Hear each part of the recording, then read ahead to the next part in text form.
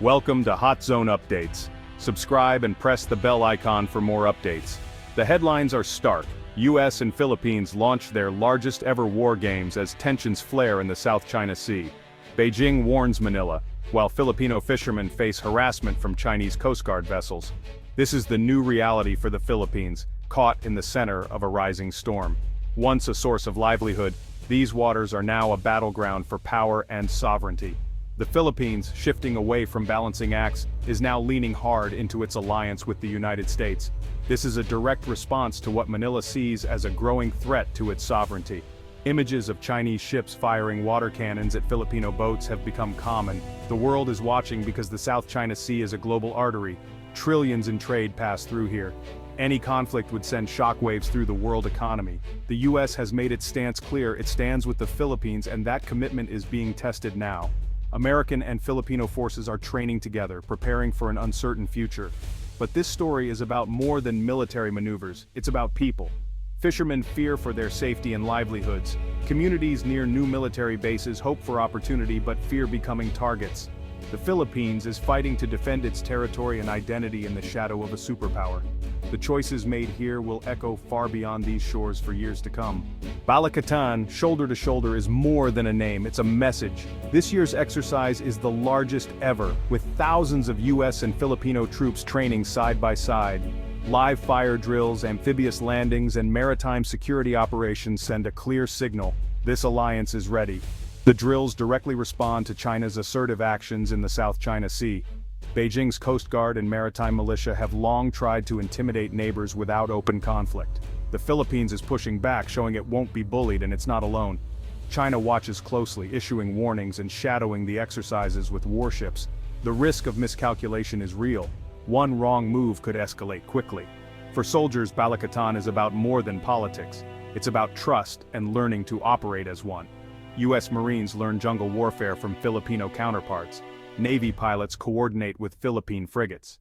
These personal bonds are the alliance's true strength. If crisis comes, these forces can act as one team, truly shoulder to shoulder. The alliance is not just a show of force, but a foundation for peace. Every drill is a message. Unity is the best deterrent. Look at the map. The Luzon Strait, between the Philippines and Taiwan, is one of the world's most strategic waterways. It links the South China Sea to the Pacific, making it vital for global shipping and military strategy. Control of the Luzon Strait means control over access to the Western Pacific. Disruption here would cripple global trade and have immediate economic consequences. Militarily, the strait is even more critical. In any Taiwan conflict, China would need to control this passage to block U.S. and allied reinforcements. That's why the northern Philippines, especially Batanes, is now a focus for the U.S.-Philippine alliance. These islands offer a vantage point to monitor and control maritime and air traffic.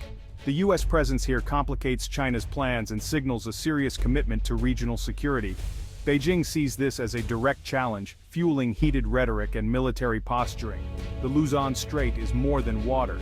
It's a dividing line between competing visions for Asia's future. The fate of this narrow passage could shape the balance of power in the 21st century. Every move here is watched by the world. The stakes could not be higher. Beyond strategy and headlines, real people are caught in the crossfire. Filipino fishermen once thrived at Scarborough Shoal. Now they face harassment and danger from Chinese ships. Their boats are chased, their catch confiscated, their livelihoods threatened. This is not an isolated problem. It's a systematic campaign to drive them out of their own waters. The economic toll is severe. Families struggle and young people abandon fishing. This is the human cost of gray zone conflict. No bullets, but lives are still destroyed. Yet there's defiance. Fishermen keep returning, documenting harassment as acts of protest and proof. Their courage has become a symbol of national resistance. Meanwhile, communities near new U.S. military sites face mixed emotions. Some hope for jobs and development. Others fear social disruption and becoming targets. They live with the tension of opportunity and risk, prosperity and peril. The shadow of great power rivalry looms over daily life. Ordinary people are forced to navigate uncertainty and fear. Their resilience is a quiet act of defiance. The human story is at the heart of this conflict. The U.S.-Philippine alliance is forged in tough, realistic training, not just in treaties. Joint exercises build the muscle memory needed to fight as one. Training covers everything from jungle counterterrorism to complex naval warfare. The goal? Eliminate the learning curve when crisis hits. Interoperability is key. Forces must use the same systems, tactics, and trust each other under fire. U.S. pilots provide air support for Filipino Marines. Seamless communication is essential. These skills are honed through constant, repetitive drills. Trust is built on the ground. American and Filipino soldiers rely on each other's expertise. Person-to-person bonds turn units into a true team. Training includes not just combat but cultural exchanges and community projects. The U.S. brings advanced tech and doctrine. The Philippines shares hard-won experience in jungle warfare. This two-way exchange strengthens both sides. The alliance is a genuine partnership, not a one-way street. Every exercise makes the team stronger and more united. When the stakes are high, this trust is the ultimate weapon. The Enhanced Defense Cooperation Agreement, or EDCA, is transforming the alliance. The U.S. can now pre-position troops and equipment at 9 sites across the Philippines, up from 4. New locations in the north face Taiwan and the Luzon Strait. Others are near the South China Sea. These aren't traditional U.S. bases. The Philippines retains ownership and sovereignty. The sites allow rapid response to crises, with forces and supplies ready on the ground. This boosts deterrence and shows the alliance's credibility. The U.S. is investing in modernizing these sites. Runways, piers, and storage benefit both militaries. The upgrades help the Philippines build a more capable, self-reliant force. EDCA sites also support disaster relief, crucial in a country hit by frequent typhoons. Pre-positioned aid and improved airfields speed up humanitarian response. The alliance is about more than defense. It's about stability and security for the Filipino people. EDCA is a tangible sign of long-term commitment. Nowhere is the alliance's new focus clearer than in the Batanes Islands, the Philippines' northernmost frontier. Once quiet and remote, Batanes now sits at the crossroads of the Luzon Strait and Bashi Channel, just 150 miles from Taiwan. U.S. and Philippine forces are increasing their presence, joint drills, new facilities, and coastal defenses. The goal turned Batanes into a bulwark, able to monitor and control the surrounding seas and skies. Anti-ship missiles and radar systems here could deter any hostile naval movement.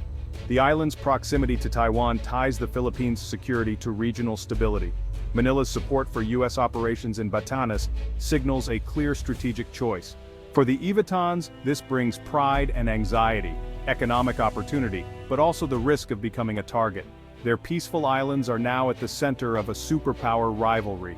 The sense of isolation is gone, replaced by a new reality. The stakes for Batanes have never been higher. The frontier is now the front line. Modern defense is built on technology, and the alliance is upgrading the Philippines' capabilities. The U.S. is providing new equipment, coastal defense systems, patrol aircraft, and drones. The aim? Create a credible deterrent and raise the cost of aggression. Maritime domain awareness is a top priority. Radar stations and U.S. surveillance assets now track every vessel in real time. This shared picture allows rapid response to threats, from illegal fishing to military incursions. The Philippines is acquiring BrahMos anti-ship missiles with U.S. support to defend its coasts. These mobile systems can threaten enemy warships far from shore. Cyber defense is also critical. The U.S. is helping harden networks and secure communications. In modern conflict, cyber attacks are often the first strike. Secure, resilient systems ensure the alliance can command and coordinate under pressure.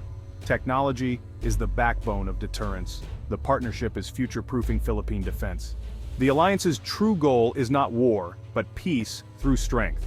Deterrence is the core principle, showing that aggression will be costly and futile. Joint exercises, new bases, and advanced tech all send a message: do not miscalculate. But military power alone isn't enough. Diplomacy is essential. Washington and Manila keep lines open with Beijing, seeking peaceful solutions even amid tension. The challenge is to defend sovereignty without provoking unnecessary escalation. Every move is a balancing act: firmness without recklessness, dialogue without weakness. The hope is for a South China Sea ruled by law, not force. Fishermen should work in peace, trade should flow, and disputes should be settled at the table. The alliance is a shield, creating space for diplomacy to work. The risks are real, but so is the commitment to a free and peaceful Indo-Pacific. The partnership is a beacon for stability in uncertain times. The future depends on getting this balance right.